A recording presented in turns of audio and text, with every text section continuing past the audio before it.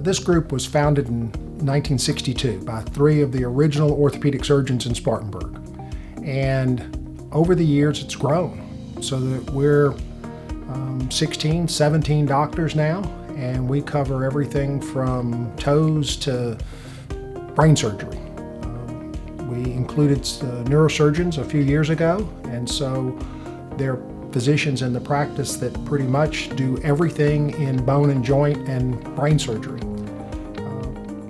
That allows patients to get care by someone who is a subspecialist, not just an orthopedic surgeon, but someone who is especially trained in what their issue is. The next thing is that we're independent. We are not associated or employed by a hospital. We certainly use hospitals and outpatient surgery centers, but we are independent and can do what's in the patient's best interest.